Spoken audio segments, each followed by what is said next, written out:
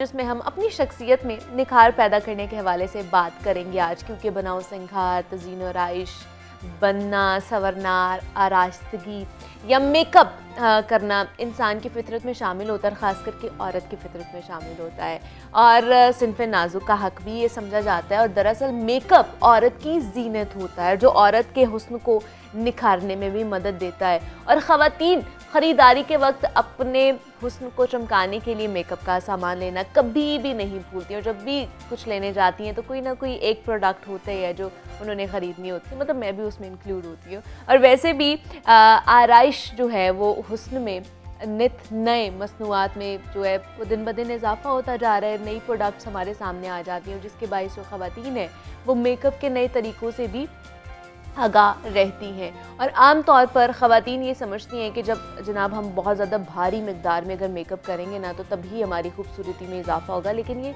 ज़रूरी नहीं होता है, क्योंकि मेकअप ख़वातीन की ज़ीनत तो होता है जो उनके हुस्न को निखारने में मदद देता है, लेकिन कोई भी चीज़ हद से ज़्यादा अगर इस्तेमाल की जाए तो वो नुकसान देती है। और एक नई रिसर्च में ये पता चला है कि मेकअप में कुछ ऐसे केमिकल्स मौजूद होते हैं जो हमारा जिस्म, हमारे स्किन और हमारे माहौल में बरसों तक रह सकते हैं और जिनसे कई बीमारियां भी पैदा हो सकती हैं। तो डेली बेसिस पे हमारा मेकअप इस्तेमाल करना किस तरह हमारे स्किन को नुकसान पहुंचा सकता है और कौन कौन से इन्फेक्शंस या कौन कौन सी बीमारियां लग सकती हैं, इससे कैसे बचाव मुमकिन बनाया जा सकता है, इस पर आज हम बात करेंगे। हमारे साथ इस वक्त हमारे मेहमान मौजूद हैं, डॉक्टर अरीज खालिद हैं, एस्थेटिक स्पेशलिस्ट हैं। डॉक्टर अरीज, आपको वेलकम कहती हूँ जागो लाहौर में। कैसी हैं आप? अल्हम्दुलिल्लाह। डॉक्टर अरीज, आजकल तो मतलब मैंने ट्रेंडिंग है ना, हर चीज़ ट्रेंड में आ रही होती है, कोई ना कोई अब तो बहुत मिनिमल सा मेकअप हो चुका है, लेकिन अभी भी बहुत सी ऐसी लड़कियां हैं या ख़वातीन हैं जो बहुत ज़्यादा मेकअप करती हैं। मतलब कल ही मैं एक शादी पे गई हुई थी, वहाँ पे मैंने देखा बहुत ज़्यादा मेकअप था उनका। तो बहुत ज़्यादा मेकअप आपकी स्किन को किस तरह डैमेज कर रहा होता है? ठीक है, ज़ाहिर है कि आपकी जो स्किन है उसमें ब्रीथ भी करना है। ठीक है, जब आप बहुत ज़्यादा मेकअप अप्लाई कर रहे हैं तो उसमें एक सबसे पहली चीज़ जो होती है वो क्लॉगिंग होती है। ठीक, पोर्स की क्लॉगिंग होगी, आपने मेकअप सही तरह से रिमूव नहीं किया, उसके बाद वो ऑक्सीडाइज होंगे, ब्लैक हेड्स और वाइट हेड्स बनते हैं और definitely that leads to acne. Okay, ठीक है, तो आप ऐसे लोग जो मुस्तकिल बुनियादों पर या बहुत ज़्यादा देर तक मेकअप को अप्लाई करके रखते हैं, उनमें एक्नी, इन्फेक्शंस, इरिटेशन, एलर्जीज़, ये सब बहुत कॉमन है। ठीक है, तो उसमें अक्सर लोग जब कर रहे होते हैं वो सही प्रोडक्ट यूज़ नहीं करते। दे एक्चुअली डोंट नो कि उनकी स्किन टाइप क्या है, उनको किस तरह की बेस लेनी चाहिए या किस तरह का मेकअप लेना चाहिए। ज़्यादा जो इश्यूज़ आते हैं वो बेस से आते हैं। अच्छा, ठीक है, डेफिनेटली उसमें आपकी वो बहुत ज़्यादा सरफेस एरिया आपका कवर कर रहा है। और ज़्यादातर ख़वातीन बेस की ही लेयरिंग बहुत ज़्यादा करती हैं, मतलब इतनी मोटी मोटी बेस की लेयरिंग होती है। मेरे अपने ख्याल में देखिए, अगर एक चीज़ का लेयर आप कर रहे हैं तो पता चल रहा है कि आपने लेयर्ड किया हुआ है, तो उसका फ़ायदा तो कोई नहीं है। ठीक है, अगर वो चीज़ शो कर रही है कि वो ओरिजिनल आपकी स्किन नहीं है और वो एक मेकअप की तय है, तो उससे वो आपकी वैसे भी खूबसूरती में कोई ख़ास इजाफा नहीं होता। तो आप जितना मिनिमली उसको यूज़ करेंगे उतना ज़्यादा बेहतर है। फ्रीक्वेंटली वैसे भी यूज़ करने से अक्सर लोग साइकोलॉजिकली डिपेंडेंट भी होना शुरू हो जाते हैं कि उनको ये लगता है कि अच्छा वो मेकअप करके ही खूबसूरत लगते हैं।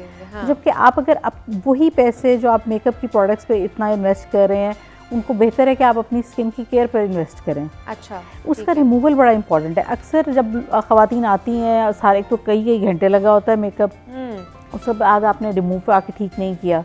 जब आप रिमूव ठीक नहीं करेंगे तो वो डेफिनेटली आगे प्रॉब्लम्स जनरेट होंगी। और अक्सर ये होता है कि लोगों की जो टेक्सचर है वो चेंज हो जाता है, लाइक ड्राई स्किन हो जाती है या ऑयली हो जाती है। और अक्सर मेकअप के नीचे ख़वातीन क्या करती हैं कि क्योंकि उन्होंने सुन लिया कि मॉइस्चराइज़र लगाना है तो वो ऑयल बेस्ड मॉइस्चराइज़र, एक तो ऑयल बेस्ड मॉइस्चराइज़र है, ऊपर से बेस ऑयली ले ली है। अब वो सारा कुछ मिल मिला के वो पूरा एक, और फिर बाहर से हमारा माशाल्लाह माहौल भी बड़ा अच्छा साफ़ सुथरा स्मॉग के साथ होता है, पोल्यूशन उसमें माशाल्लाह वैसे ही एडेड होती है। तो वो कॉम्बिनेशन बड़ा अच्छा बना के आपको एक बड़ी ज़बरदस्त किस्म की एक्नी के साथ आप आते हैं। तो वो डेफिनेटली फिर हम डॉक्टर्स का तो फ़ायदा है। ऑब्वियसली डॉक्टर ने फिर ट्रीटमेंट करना है और फिर आपसे पैसे भी लेने हैं, लेकिन अच्छे डॉक्टर्स के पास जाएंगे तो आपको एक आधे में फ़र्क पड़ जाता है ट्रीटमेंट के साथ ना, एक आधी सिटिंग में आपको फ़र्क पड़ जाता है। देखिए बेसिक चीज़ है कि अगर आपको खुद से घर में कुछ चीज़ें और आप अवॉइड कर सकते हैं कि आपको उस स्टेज पे जाना ही ना पड़े कि ट्रीटमेंट्स पे, और आप वो बड़ी छोटी सी आपकी डेली केयर्स हैं जिनके साथ आप उनको अवॉइड कर सकते हैं। मेकअप जैसे हमने लगाया है तो कितनी देर बाद उसको फ़ौरन से हमें उतार देना चाहिए, और क्या मतलब किस तरह उतारने, रिमूवल के लिए क्या क्या चीज़ें हमें यूज़ करनी चाहिए? बेसिकली 4 to 5 आवर्स से ऊपर आपकी किसी भी सूरत, ये मैक्सिमम की मैं बात कर रही हूँ, ओके 4 to 5 आवर्स से ज़्यादा एटलीस्ट बेस नहीं लगी हुई होनी चाहिए आपकी। सही, ठीक है। उसके बाद जब आपने उसको रिमूव करना है तो डेफिनेटली मेकअप क्लेंजिंग वाइप्स आती हैं, आप उनके साथ वाइप करें। जब आपने रिमूव करना है कम से कम 5 से 10 मिनट, आप मेकअप करने में आधा पौना घंटा लगा रहे हैं, रिमूव करने में भी कम से कम थोड़ा सा लगा लें। ठीक है, उसमें आप अच्छे से क्लेंजिंग करें, उसका मसाज करें स्किन का, 2-3 दफ़ा आप उसको जो माइल्ड क्लेंजर्स होते हैं उनके साथ वॉश करें। अच्छा, उसमें भी आप जिस वक्त ख़वातीन साफ़ करने पर आती हैं तो फिर वो साबुन के साथ रगड़ना, एग्जैक्टली सिर्फ साबुन के साथ मुंह धोया और बस खत्म हो गया, क्योंकि वो आपके पोर्स के अंदर क्लॉग्ड है। वो एक दफ़ा खाली साबुन से वो नहीं होगा। दूसरा, साबुन के अंदर जब आप इस्तेमाल करें तो यूजुअली कास्टिक सोडाज होते हैं, वो और डेंजरस होते हैं। तो आप माइल्ड क्लेंजर के साथ उनको साफ़ करें, 2-3 दफ़ा अच्छा सा मसाज दे के साफ़ करें, वो सबसे बेहतर तरीका है। ठीक है, और उसके बाद हफ्ते में 1 से 2 बार एक्सफोलिएशन ज़रूर करें ताकि जो पोर्स के अंदर आपके सब कुछ क्लॉग हो। क्योंकि देखें, एक दिन से आपको ये नहीं होगा कि आपने 1-2 दिन अगर फ़र्ज़ करें कि मेकअप आपने किया तो उसके बाद आपको एक्नी वगैरह निकलना शुरू हो जाएगी, लेकिन ये कि आपने जब उसको साफ़ नहीं ठीक किया, ओके, वो ज़्यादा इशू वहाँ पर बनता है। आप ये बड़ा कॉमन है कि आप ख़वातीन कहती हैं कि जी 2-3 अगर शादियों के फंक्शन के बाद जी मुझे तो एक्नी निकलना शुरू हो गया। हाँ। तो वजह भी यही होती है ना, कॉन्टिन्यूसली मेकअप लग रहा है। ठीक है, और वो क्लॉगिंग हो रही है, तो उसकी वजह ये जब आपके मेकअप के बाद अगर आपको एक्नी निकल रही है, that is for the sure कि वो उसमें क्लॉगिंग हुई है। सही है। आपकी मेकअप प्रोडक्ट यहाँ ठीक नहीं है। दूसरा, आप सस्ती प्रोडक्ट्स मत लें। ठीक है। एक और चीज़ जो बहुत ख़वातीन करती हैं कि जी एक दफ़ा उनकी शादी के टाइम पे मेकअप आया और उसके बाद वो खुला है और अब बच्चे भी हो गए हैं और अब वो बड़े भी हो गए हैं और वो मेकअप खुला हुआ है और वो प्राउडली बता रही हैं कि हाँ जी ये तो मेरी शादी पे आया था, चल रहा है। तो उसको मत चलाएं। हाँ। और बहुत सारे लोग हैं आपके इर्द गिर्द, आप जब देखिए कोई भी प्रोडक्ट खोलेंगे ना, उसके पीछे लिखा होता है कि जब आप इसको ओपन करेंगे, आफ्टर ओपनिंग उसका टाइम लिखा होता है, 18 मंथ्स होता है या 12 मंथ्स होता है। यूजुअली 6 मंथ से लेके 18 मंथ्स की रेंज होती है। इससे ऊपर अगर आपके पास है तो उसको काइंडली डिस्कार्ड कर दें। आपने वो पैसे जो बाद में अपनी स्किन को ठीक करने पे लगाने हैं, आप बेहतर है कि आप इन्वेस्ट कर लें। अब तो खैर वैसे थोड़ा शायद मुश्किल हो गई क्योंकि गवर्नमेंट ने वैसे भी महंगी कर दी, टैक्सेस बहुत ज़्यादा लग गए हैं मेकअप पे, तो अब मेरे ख्याल से थोड़ा सा हाथ जो है ना वो औरतों का भी ये ना हो कि ख़वातीन बचा के वो कहेंगे नहीं अब महंगा हो गया, अब तो हम नहीं फेंक रहे, अब तो हम नहीं फेंक रहे। अच्छा, दूसरा ये कि मैंने बहुत सी लड़कियों को देखा है कि वो ऑयल्स के साथ भी मतलब जो सरसों का तेल भी होता है या ऑलिव ऑयल के साथ, ये इस तरह के ऑयल्स के साथ भी रिमूव कर रही होती हैं अपना मेकअप, उसकी वजह से भी क्या एक्नी हो सकती है, कोई प्रॉब्लम इन्फेक्शन हो सकता है? सब ऑयल फेस पे लगाने के लिए नहीं है। ये कोकोनट ऑयल को आप इस्तेमाल कर सकते हैं। ठीक है, और उसमें भी वर्जिन कोकोनट ऑयल हो। ठीक है, और उसके बाद भी आप उसको लगा के जब आपने साफ़ कर लिया मेकअप, तो मेक श्योर कि आप उस ऑयल को भी अच्छे से साफ़ करें।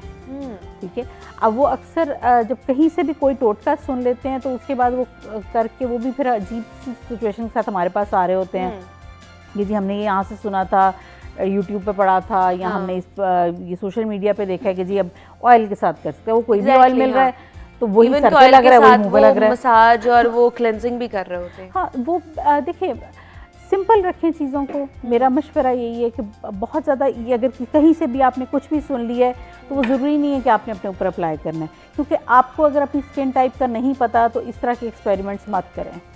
ठीक है, अगर आपको ये नहीं पता कि आपकी स्किन ड्राई है, कॉम्बिनेशन है या ऑयली है, या आपको किसी किस्म का तजर्बा हो सकता है आपकी स्किन अफोर्ड ना करे, ठीक है, अगर आप ऑयल की तरफ ही जाना चाहते हैं तो सिर्फ एक सिंपल चीज़ है and that is coconut oil. Coconut oil भी ज़्यादा देर ना लगा रहे, ये नहीं कि आप लगा के सो गए हैं। ठीक है, आपने लगाया, उससे मेकअप वाइप किया और उसके बाद अब आप दोबारा क्लेंजर से उसको डेफिनेटली वॉश आउट करें।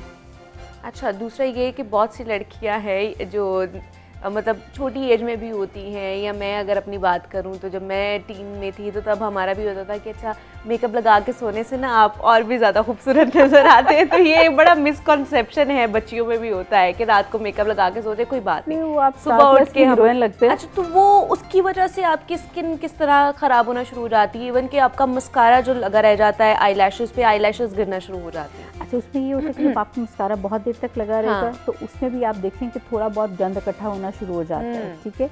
आई इन्फेक्शंस बहुत कॉमन होती हैं। अक्सर लोगों की आपने देखा होगा कि मेकअप के बाद या लेंस के बाद बहुत ज़्यादा, क्योंकि अगर आपने सही प्रॉपरली केयर नहीं की, लेंस की कंपनी की इंस्ट्रक्शंस फॉलो नहीं की, आपके जो लेंस थे वो टेम्परेरी थे, आपने उनको सिंगल यूज़ के थे और आप उसको लेके 6 महीना चल रहे हैं, वो आपके लिए बहुत ज़्यादा प्रॉब्लम है। प्लस जो अगर आप लाइनर्स लगा रहे हैं या आई पेंसिल्स लगा रहे हैं या मस्कारा लगा रहे हैं, मस्कारा के साथ क्लॉगिंग भी होना बहुत कॉमन है, क्योंकि आप जाहिर है अगर आपने आई शेड भी लगाया हुआ है या लाइनर भी है, आपने बेसिकली जहाँ पर आपकी आई लैशेज़ हैं उस एरिया को आपने बंद कर दिया। ओके, ठीक है। अक्सर मेरे पास ख़वातीन एक दफ़ा आई थी और उनके बहुत ज़्यादा आई पे इन्फेक्शन हुई थी, और वो उन्होंने मस्कारा जो था वो बेसिकली वाटरप्रूफ था और वो उन्होंने काफ़ी देर उतारा नहीं, और उसके बाद वहाँ पे लिटरली चंक्स थे, डेब्रीज के इतने बुरी तरह चंक्स थे कि वो हमें खैर उनको आई स्पेशलिस्ट के पास ही भेजना पड़ा था, क्योंकि फिर आप आगे देखें कभी भी ऐसा नहीं होता कि अगर आप ज़्यादा देर तक मेकअप लगा के रखेंगे तो वो आपको लग रहा है कि वो आपकी स्किन में पेनिट्रेट होगा और आपका ब्लश ऑन पिंक लगा रहेगा और सुबह उठेंगे तो आप शायद वो एक परमानेंटली आपके ऊपर उस तरह से हो जाएगा। नहीं, वो आपके लिए प्रॉब्लम्स क्रिएट करेगा। Don't do that. आप उसको मेकअप को साफ़ करें। आपकी स्किन में डिस्कलरेशंस होना शुरू हो जाती हैं जब आप ज़्यादा देर तक लंबे अरसे के लिए, क्योंकि आपने उसका बेसिकली जो ऑक्सीजन उसने एयर से लेनी थी, सही, जिसने ब्रीथ करना था, क्योंकि रात का टाइम वो टाइम होता है जिसमें मैक्सिममली आपकी रिपेयर हो रही होती है नेचुरली अल्लाह ताला की तरफ से। जब आप स्लीप मोड में होते हैं तो आपकी स्किन बड़ा अच्छा रिपेयर कर रही होती है। तो अगर उस टाइम पे आप अपनी नाइट रूटीन में अगर आप देखें कि क्योंकि वो सबसे लंबा टाइम है जिसमें आप रेस्ट दे रहे हैं, अगर उसमें अगर आप कोई अच्छे सीरम्स या कोई भी आप अपनी डेली रूटीन की जो आपको सूट कर रही हैं चीज़ें या आपके डॉक्टर ने आपको बताई हैं वो आप अगर लगा रहे हैं तो वो डेफिनेटली आपको ज़्यादा बेनिफिट देती हैं बनस्बत आप डे के टाइम पे कोई भी चीज़ लगा रहे हैं। ठीक है। तो आप कभी भी आपने कोई चीज़ अप्लाई करनी है, best time is night time, क्योंकि दिन की रूटीन वैसे भी फॉलो नहीं की जा सकती, और दिन के वक्त हर सूरत सन ब्लॉक लगाएं। ठीक है। एक और मिसकंसेप्शन जो है, अक्सर खवातीन बेस जब लगाती हैं तो समझती हैं कि शायद हमें सनस्क्रीन की जरूरत नहीं है, क्योंकि बेस के ऊपर लिखा हुआ है जी SPF 30, इसके अंदर भी है SPF 15। That is not enough. Okay, ठीक है। आपने अपनी स्किन पे पहले लाजमी हर सूरत सन ब्लॉक लगाना है और उसके बाद आपने अपनी बेस लगानी है, क्योंकि वो SPF काफ़ी नहीं है। ठीक है। आप वो मेकअप लगा के अगर धूप में जा रहे हैं तो उससे इरिटेशन होना, उससे रेडनेस होना या रैशेस होना डेफिनेटली वो पॉसिबल है। और वाकई सन ब्लॉक लगाने से, सनस्क्रीन लगाने से आपकी स्किन बहुत अच्छी और हेल्दी रहती है। मतलब अगर आप जैसे ही छोड़ना शुरू कर देते हैं तो वो आपको दोबारा से डिस्कलरेशन होना शुरू हो जाती है, आपकी स्किन अजीब सी होना शुरू हो जाती है। तो वाकई ये काम करता है, आपको बचाता है जितनी भी ये सन की रेज आ रही होती हैं, जो ख़तरनाक शुआएँ होती हैं, इवन कि आप जब घर में बैठे होते हो और चूल्हे के आगे भी जा रहे हो तो उससे भी आपको बचाता है। अक्सर लोग ये समझते हैं, जब उनसे कहती हूँ आप सन ब्लॉक यूज़ करते हैं तो वो कहते नहीं जी आप तो घर के अंदर रहते हैं। देखिए, आपने हर तरह की रेज से जो आपके घर के अंदर लाइट्स लगी हुई हैं उनसे भी रेज आ रही हैं।